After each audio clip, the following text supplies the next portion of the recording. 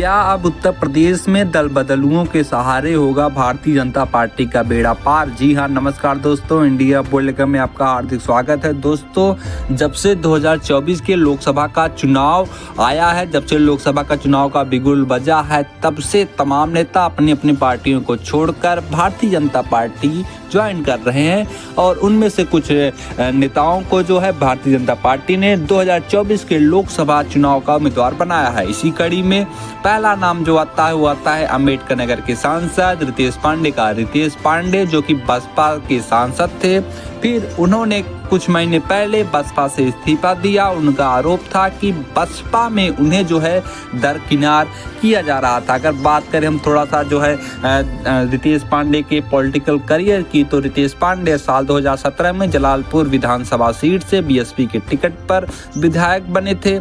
हालांकि ठीक इससे पहले वाले चुनाव में वह सपा के शेर बहादुर सिंह से चुनाव हार गए थे। साल 2019 में बीएसपी ने उन्हें अम्बेडकर नगर से सांसदी का टिकट दिया था। इस चुनाव में उन्होंने जीत हासिल की थी। उन्होंने बीजेपी के उम्मीदवार मुकुट बिहारी को हराकर चुनाव जीता था। रितेश पांडे का नाम देश के सफल सांसदों में शामिल है। वह बिजनेस सर्वे में देश के 539 सांसदों में 19वें स्थान पर रहे थे। इस लिस्ट में टॉप 20 में शामिल होने वाले सबसे कम उम्र के सांसद के रूप में रितेश पांडे का नाम लिया जाता है। दूसरा जो नाम आता है वो नाम है संगीता आजाद का। जी हाँ, आजमगढ़ की लालगंज सीट से बसपा सांसद संगीता आजाद को भाजपा में शामिल करा लिया गया है। ऐसे में सवाल उठ रहा है कि क्या संगीता आजाद को टिकट कहीं से फाइनल हो गया है? हालांकि भाजपा ने लालगंज से नीलम सोनकर को प्रत्याशी पहले से ही घोषित कर दिया है। इससे पहले संगीता आजाद ने पीएम मोदी से भी मुलाकात की, तब से ये जो है अटकलों का बाजार शुरू हो गया था कि संगीता आजाद अब भारतीय जनता पार्टी में ज्वाइन होंगी। और पिछले एक महीने में उन्होंने भारतीय जनता पार्टी के कार्यकर्ता के रूप में काफ़ी सारा जनसंपर्क भी किया। संगीता आजाद के साथ ही उनके पति पूर्व विधायक आजाद अरिमर्दन भी भाजपा में शामिल हो गए हैं। बसपा को झटका एडवोकेट सीमा कुशवाहा ने भी दिया है। जी हाँ, तीसरा नाम जो आता है वो सीमा कुशवाहा का आता है। सीमा कुशवाहा वही दिल्ली वाले निर्भया कांड के आरोपियों को सजा दिलवाने वाली एडवोकेट सीमा कुशवाहा वहीं से दिल्ली से मशहूर हुई थी तथा बसपा में शामिल थी, बसपा की कार्यकर्ता थी। लेकिन जो है सीमा कुशवाहा भी भारतीय जनता पार्टी में शामिल हो गई है। आपको बता दें कि सीमा कुशवाहा जो है वो निर्भया हत्याकांड से चर्चा में आई थी। अब वो पहले बसपा में ज्वाइन हुई, उसके बाद अब भाजपा में भी ज्वाइन हो गई हैं। चौथा नाम आता है जितिन प्रसाद का। जितिन प्रसाद एक भारतीय राजनेता हैं। 9 जून 2021 को जितिन प्रसाद ने कांग्रेस छोड़कर भारतीय जनता पार्टी में शामिल हुए थे। उन्हें 26 सितंबर 2021 के उत्तर प्रदेश सरकार में कैबिनेट मंत्री के रूप में नियुक्त किया गया था।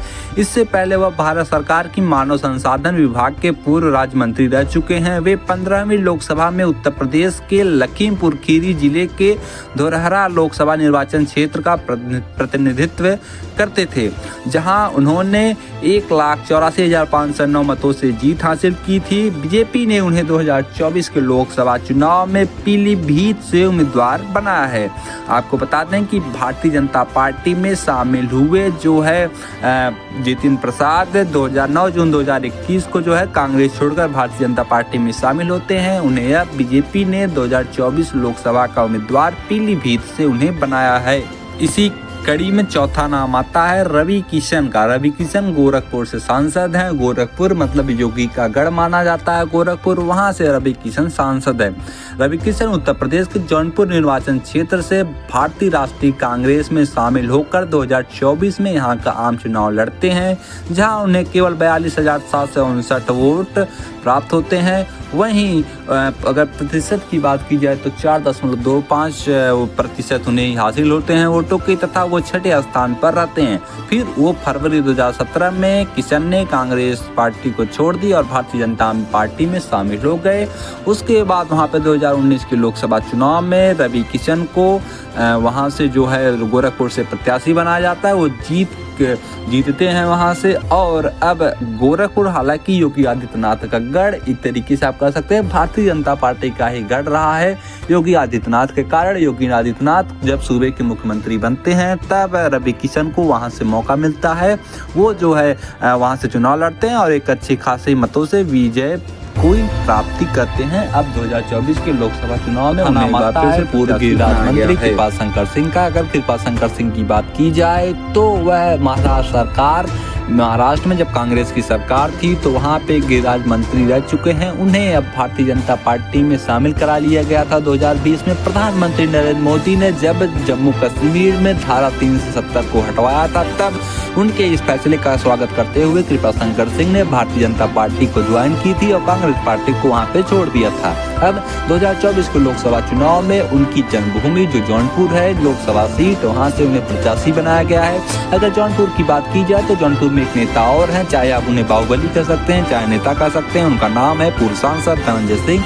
धनंजय सिंह अपने इलाके में काफी जो है रॉबिनहुड वाली उनकी छवि मानती है, कुछ लोग उन्हें गरीबों का मसीहा कहते हैं। लेकिन फिलहाल वो जौनपुर के एमपी एमएलए कोर्ट द्वारा जो उन्हें 7 साल की सजा सुना दी गई थी बीते 7 मार्च को, अब वह जौनपुर के कारागार में बंद है। चुनाव लड़ने के लिए अभी एलिजिबल नहीं है। हालांकि इस फैसले के खिलाफ हाई कोर्ट में अपील दाखिल किए हैं, अगर उनको जमानत मिलती है तो वो चुनाव लड़ सकते हैं। लेकिन कृपाशंकर सिंह को जो कांग्रेस छोड़कर भारतीय जनता पार्टी में आए थे उन्हें जौनपुर लोकसभा सीट से प्रत्याशी बनाया गया है।